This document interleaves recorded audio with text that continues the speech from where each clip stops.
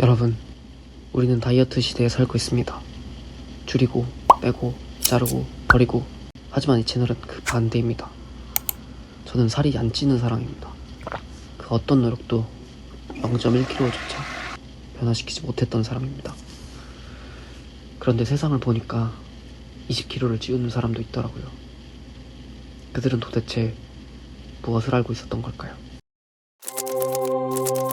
그래서 저는 결심했습니다. 그들의 식단을 전부 해부해보기로 했습니다. 이 사람들의 모든 루틴을 뜯어보고 그 원리를 찾아냈습니다. 오늘 그 결론을 공개합니다. 솔직히 말하면 저는 그 벌크를 도전하면서 많은 순간 무너졌습니다. 먹어도 안 찌고, 억지로 하면 억지로 먹으면 체하고, 운동하면 기운이 더 빠지고, 체중계는 움직이지 않았고 저도 움직이지 않았습니다. 그때 저는 깨달았습니다. 누군가는 1년 만에 20kg를 찌웠다. 나도 못할 이유는 없다. 그러려면 그들의 정답을 직접 찾아야 한다. 이것이 오늘 영상의 출발점입니다. 그리고 여러분이 같은 고민을 하고 있다면 오늘 영상이 여러분의 전환점이 되었으면 합니다. 저는 8명의 식단을 단순히 구경하는 것이 아닙니다. 이건 영상 하나 찍어볼까? 수준이 아닙니다. 저는 살찌기 위해 연구했습니다. 이제부터 등장하는 사람들은 모두 한때는 마르고 지금은 큰 변화를 이뤄낸 사람들입니다. 조준, 안재, 메르치 양식장, 성철봉, 티베뜸, 티베 동생입니다. 제레미, 제프니파드.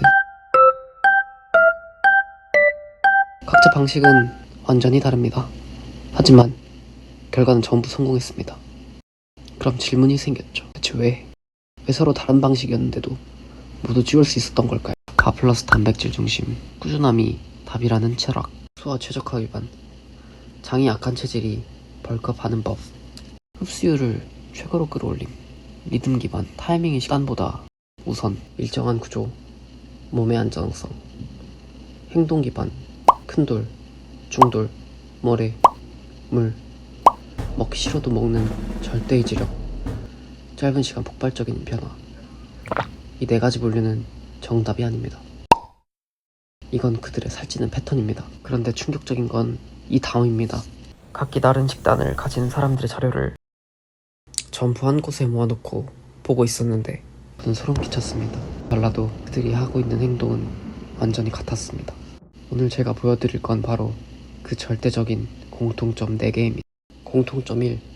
쪼개 먹는다. 8명 모두 공통적으로 칼로리를 하루 전체에 분배하고 있었습니다. 한 번에 폭식하지 않고 빈틈없이 조금씩 여러 번 먹습니다. 그 이유는 단백질 합성은 식사마다 2에서 3시간씩 증가되기 때문입니다. 즉, 몇 끼를 먹냐가 중요한 게 아니라 얼마나 자주 자극을 주느냐가 핵심이었습니다. 벌크는 먹는 양보다 먹는 빈도가 훨씬 더 중요합니다. 공통점이 리듬이 있다. 키프뜸님이 강조했듯이 식단보다 중요한 게 바로 루틴입니다. 8명 모두 다음이 일정합니다. 아침 먹는 시간, 운동 시간, 간식 시간, 마지막 식사 시간. 메뉴는 다 달라요. 하지만 타이밍은 일정합니다. 왜 중요할까요? 위가 예측 가능하게 움직인다.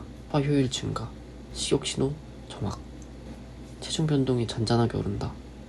리듬이 무너지면 벌크도 무너진다. 공통점 3. 소화가 안되면 바로 바꾼다. 벌크 실패의 1등 원인은 억지로 먹기입니다. 근데 성공자들은 다릅니다.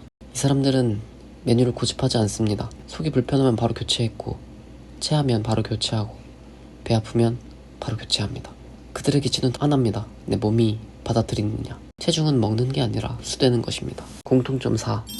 정체기를 버틴다. 정체기, 체중이 그대로인 기간. 대부분 사람은 여기서 멈춥니다. 하지만 8명 모두 정체기를 성장 신호로 해석했습니다. 몸이 새로운 기준을 만들고 있는 시간, 장기가 작용하는 시간, 습관이 굳어지는 시간, 정체기를 버티면 그 다음 상승은 진짜 큽니다. 많은 유튜버분들이 말씀하시는 벌크업 식단의 공통점 중 하나는 규칙적인 식사 패턴입니다. 하루 단백질 총량이 같아도 아침, 점심, 저녁에 골고루 나눠 드시는 게 저녁에 몰아 드시는 것보다 24시간 근육 단백질 합성을 25% 더 높인다는 연구 결과가 있습니다. 마메로 등 2014 연구에서 직접 비교해 보셨습니다. 또 소화가 잘 되는 고품질 단백질을 선택하는 것도 핵심입니다. 소화 효율이 높아야 몸이 아미노산을 제대로 활용해 근육 증가 속도가 빨라지는데, 허드슨 등 2020 연구에 고품질 단백질이 MPS 자극을 더 강하고 지속적으로 만든다고 밝히셨습니다. 마지막으로 벌크업 운동에서 중요한 건 고강도보다는 총 볼륨과 꾸준함입니다. 얼마나 무겁게 들든 주당 세트 수와 지속적인 시간이 근비대에 더 큰 영향을 준다는 샌펄드 2020 연구에서 정리하신 내용입니다. 이 세 가지 공통점만 지키시면 유튜버 분들처럼 몸이 커질 수밖에 없다는 거죠. 결국 8명은 과학적으로 옳은 방향으로 가고 있었던 겁니다. 저는 이 모든 데이터를 보고 한 가지 결론에 도달했습니다. 살이 찌는 사람들은 잘 먹는 사람들이 아니라 잘 반복하는 사람들이다. 하루하루의 루틴, 내 위장이 좋아하는 음식, 내가 지속할 수 있는 구조, 이게 쌓여서 그들의 몸을 만드는 것입니다. 먹는 것은 기술이 아니라 생활 방식입니다. 그래서 저는 100일 동안 이 원리를 제 삶에 적용해 보려 합니다. 먹는 시간을 고정하고 소화되는 음식으로 구성하고 간식 구조를 만들고 정체기를 버텨보려 합니다. 몸이 바뀐다면 그건 체중의 숫자가 아니라 제 삶의 구조가 바뀐 것입니다. 여러분도 같이 도전해 보셨으면 합니다. 여러분, 오늘 이 영상이 살찌기 위해 헤맸던 누군가에게 방향이 되어주기를 진심으로 바랍니다. 우리는 마른 체질이 아니라 아직 방법을 모르는 체질일 뿐입니다. 이제 알게 되었으니 우리의 몸도 삶도 달라질 수 있습니다. 영상 끝까지 봐주셔서 감사합니다. 행복한 하루 되세요.